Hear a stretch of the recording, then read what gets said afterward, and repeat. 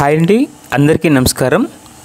చంద్రబాబు ఎన్నికల ముందు వాలంటీర్ వ్యవస్థను రద్దు చేయబోనని, టీడీపీ అధికారంలోకి వస్తే ఎప్పట్లాగే వాలంటీర్ వ్యవస్థను కొనసాగిస్తానని చెప్పారు. తీరా అధికారంలోకి వచ్చాక ప్లేట్ తిప్పేశారు. తాజాగా వాలంటీర్ వ్యవస్థను రద్దు చేశారు. కానీ చంద్రబాబుకి హైకోర్టు అనేది సంచలన తీర్పు చెప్పేసింది. అయితే ఇందుకు సంబంధించిన పూర్తి వివరాలు అనేవి ఈ వీడియోలో తెలుసుకుందాం. వీడియో మాత్రం ఎక్కడా స్కిప్ చేయకుండా చూడండి, అప్పుడే మనకు పూర్తి సమాచారం అర్థమవుతుంది. ఇక ముఖ్యంగా వీడియోని లైక్ చేయండి, అలాగే ఛానల్ సబ్స్క్రైబ్ చేసుకోండి. ఇక లేట్ చేయకుండా వీడియోలోకి వెళ్ళిపోదాం. ఏపీలో వాలంటీర్లను తొలగించేందుకు కుట్రలు జరుగుతున్నాయా అంటే అవుననే సమాధానమే వినిపిస్తోంది. వరుసగా జరుగుతున్న పరిణామాలు ఈ ప్రచారానికి మరింత బలాన్ని చేకూరుస్తున్నాయి.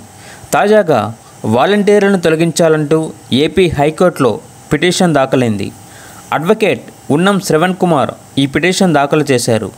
వాలంటీర్ల నియామకాల్లో రిజర్వేషన్లు పాటించలేదంటూ తన పిటిషన్లో పేర్కొన్నారు. ఈ పిటిషన్ను విచారణకు స్వీకరించిన హైకోర్టు కౌంటర్ దాఖలు చేయాలని ఏపీ ప్రభుత్వానికి ఆదేశాలు జారీ చేసింది. ఇటీవల చంద్రబాబు ప్రభుత్వం తొలి కేబినెట్ సమావేశంలోనే వాలంటీర్లకు షాకిచ్చింది. వృద్ధులు, వికలాంగులు, పెన్షన్ పంపిణీదారులు బాధ్యతల నుంచి వాలంటీర్లను తప్పిస్తూ నిర్ణయం తీసుకుంది. ఇకపై పెన్షన్ల పంపిణీ బాధ్యతను సచివాలయ సిబ్బందికి అప్పగించింది.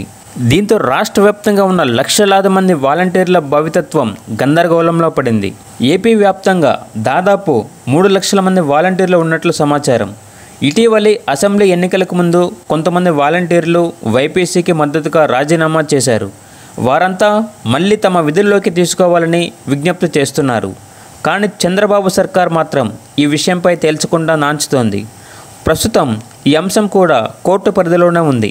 నిజానికి గతంలో వాలంటీర్లపై అనేక ఆరోపణలు చేశారు చంద్రబాబు. వాలంటీర్ వ్యవస్థను గోనె సంచులు మోసే ఉద్యోగాలంటూ హేళనగా మాట్లాడారు. మగాళ్ళ లేని టైంలో మహిళలు ఇంట్లో ఒంటరిగా ఉన్న సమయంలో వాలంటీర్లు తలుపు తడుతున్నారంటూ ఆరోపణలు చేశారు. కానీ ఎన్నికలకు ముందు వాలంటీర్ వ్యవస్థను కొనసాగిస్తామని, వారికిచ్చే ప్రోత్సాహకం 5,000 నుంచి 10,000కు పెంచుతామని హామీ ఇచ్చారు. కానీ తాజాగా వాలంటీర్లను పూర్తిగా తొలగించాలని హైకోర్టులో పిటిషన్ దాఖలు కావడం అనుమానాలకు దారితీస్తోంది. అయితే ప్రభుత్వం దాఖలు చేసే కౌంటర్పై ఆసక్తి నెలకొంది.